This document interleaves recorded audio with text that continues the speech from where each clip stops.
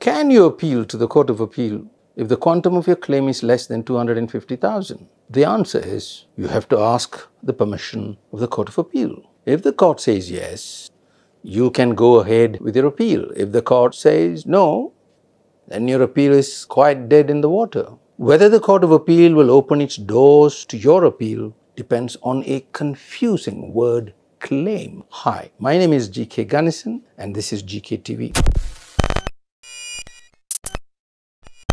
So, to answer the question, if your claim is more than RM250,000, you can appeal directly without any permission being required.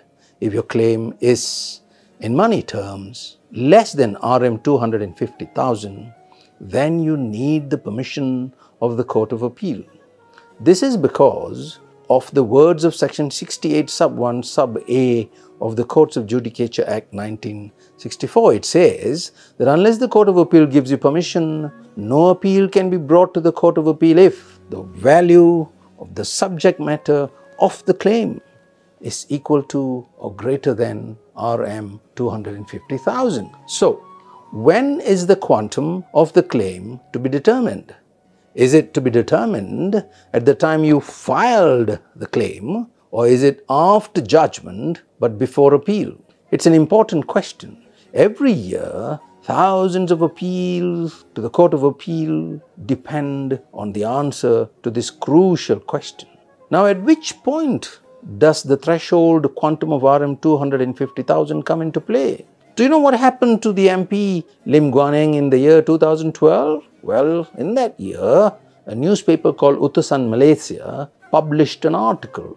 It was entitled Kebiadaban Guan Eng. Biadab, as you know, in Malay means rude or discourteous. When Lim sued the newspaper for libel, he asked for damages, and it was for far more than the amount of RM250,000. But the trial judge only awarded Lim RM200,000 as damages. In wishing to appeal, Utusan fell into a problem, a quandary. Did it require the permission of the Court of Appeal under Section 68 sub 1 sub A? Did that subsection come alive at the point the case had been filed or after judgment? Well, the Court of Appeal ruled eventually that it would be at the time of the filing of the claim. In coming to its decision, the court relied on a federal court case called Hacharan Singh. The Hacharan Singh case is only the tip of the iceberg. In fact, many cases going back to the 19th century have said the same thing. Why was this view more prevalent than the other? Well, before 1987, the words of Section 68 sub 1 sub A were couched in this way. No appeal shall be brought to the Supreme Court, subparagraph A, when the value of the subject matter of the claim, mark this, at the trial is less than the threshold quantum, except with the leave of the Supreme Court. However, in 1987, something happened. Parliament removed the words at the trial. So the courts were prevented from ruling that the word claim signified the judgment sum. Parliament had plainly disallowed it. The logic of it was simple.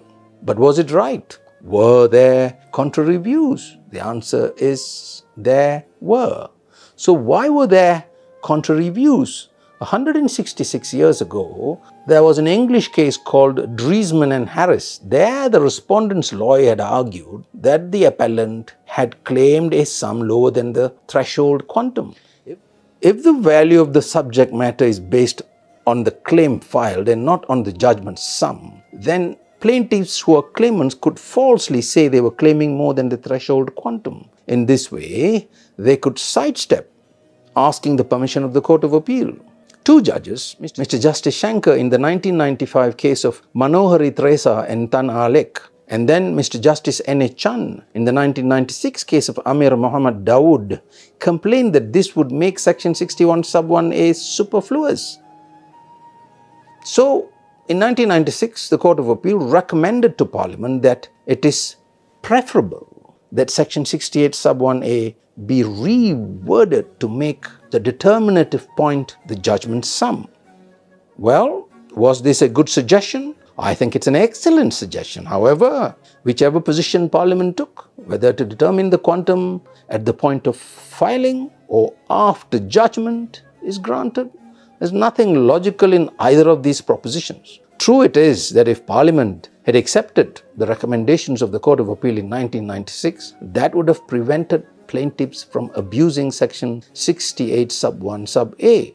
But to the extent that both the cases of Manohari Teresa and Yap Fuk Cheong took the position that the threshold quantum was to be determined at the time of the judgment and based on the judgment sum, then modern authorities do not support that position. Yet, on so crucial a subject, Parliament unfortunately has done nothing since 1996, well over a quarter of a century. Most the pity. Then came the Court of Appeal's Practice Direction No. 1 of 2017. This was to help litigants apply the law better and to understand it better. But someone threw an unintended spanner in the works. Paragraph 18 of that practice direction categorizes the cases that do not require any permission to appeal. In the 8th subparagraph, to be precise 18 subparagraph G, the direction says, matters that do not require leave to appeal are, and note this, subparagraph G, judgment for unliquidated damages or unliquidated amounts. The word judgment in paragraph 18 subparagraph G is plainly wrong. The word judgment should be substituted with the word claim. It should read claims for unliquidated amounts. That would bring Practice Direction No. 1 of 2017 in line with Section 68 of the Courts of Judicature Act. So, over to you, my Lord, President of the Court of Appeal. Thank you for watching. Please share this video widely. Please also like, comment, subscribe and hit that bell. Good day.